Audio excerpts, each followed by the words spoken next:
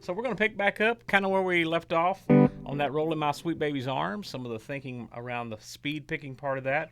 Last time when you were with me, we were learning this right here. So we got, all right, and then what I'd like to do next, of course we put that in context when we were coming out of that.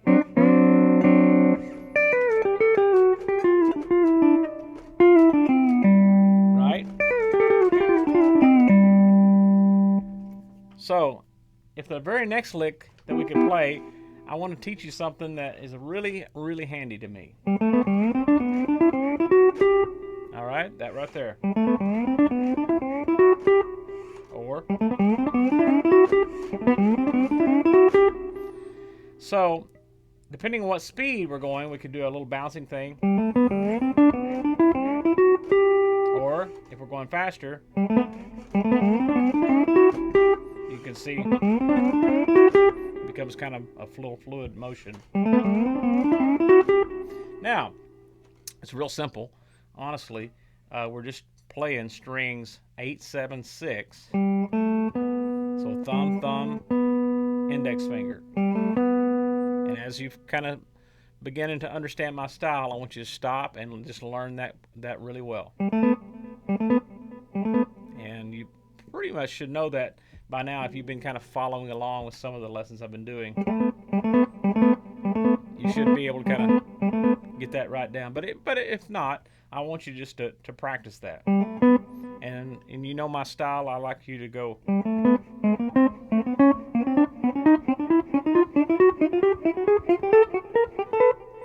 Every fret, 3rd through 15. And just for grins, why don't you try doing a bouncy thing in the beginning. And that's, you can see my hand.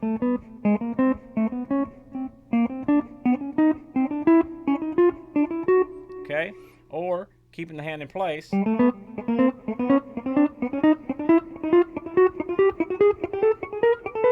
it becomes more of a almost a raking motion, but yet it's not quite raking, because raking would be that if we were doing that kind of thing, but this is not. We want it picked. All right, now moving on, the next pocket is you're going to raise your E, okay, and you're going to hit your what would be your A pedal. So again, I'm playing the Jimmy Day setup, so you got to think of it A, B, C here if you're looking down at my pedal right now.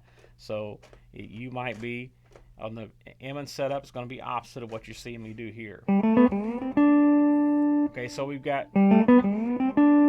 now this is important, okay, very important to stop and learn to do one motion from the 3rd fret to the 6th fret.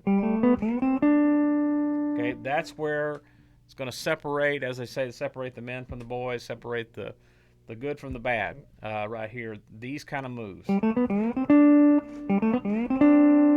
And so you can kind of see, I'm going to slow it down.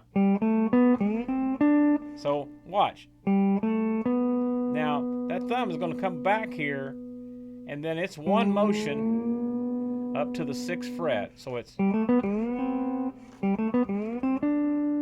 And so we got,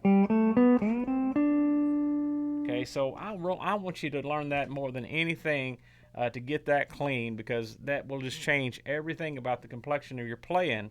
If you can learn to do that stuff quick and clean, and it's going to open up a world of other things for you.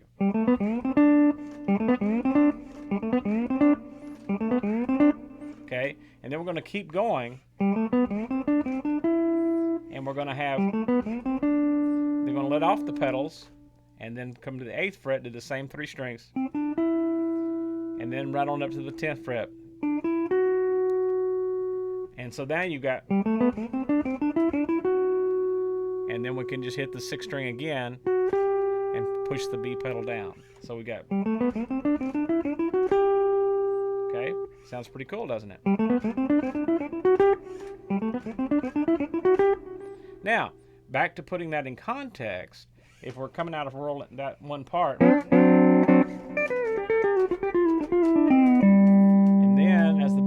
around to the top of the beat again.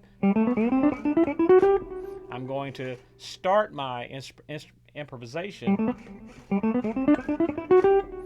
with that lick. And then I might move on into the next chord. But understand, just to get it started, that was really pivotal for me to know. And then from there I'll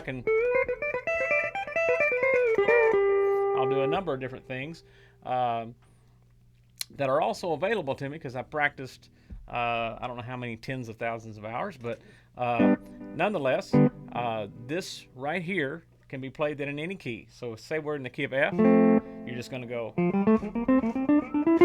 that'll be from the 1st fret to the 4th fret to the 6th fret to the 8th fret. If you were in the key of A, same idea.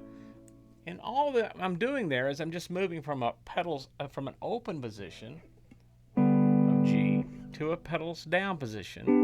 Okay, so this is the way we get around on the steel guitars. We're going to go from the open like position to the closed pedals down position. Okay.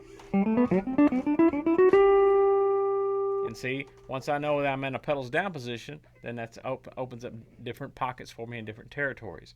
And then when I go back to that open position, I'm going to be thinking in different patterns.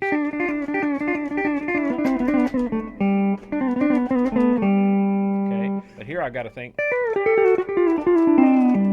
and I think of that G position. Also, another little trick here, if I'm thinking in my head, if I'm going to be in the key of G, let's just do that for the sake of example here. I know that at the 3rd fret in that open position, I've got all kinds of good picking there I could do on them strings, and I don't have to have a single pedal engaged right there, right? That's a real open. Then I'm going to think pedals down position, just putting your A, B pedals down.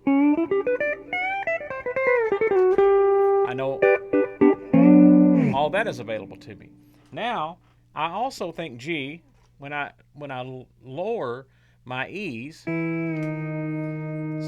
so whatever knee lever you do that with, lower your E's and come into the 8th fret, which is 2 frets down from the pedals down position. No pedals, and I just have the lower the E, that knee lever engaged, and it opens up all this for me.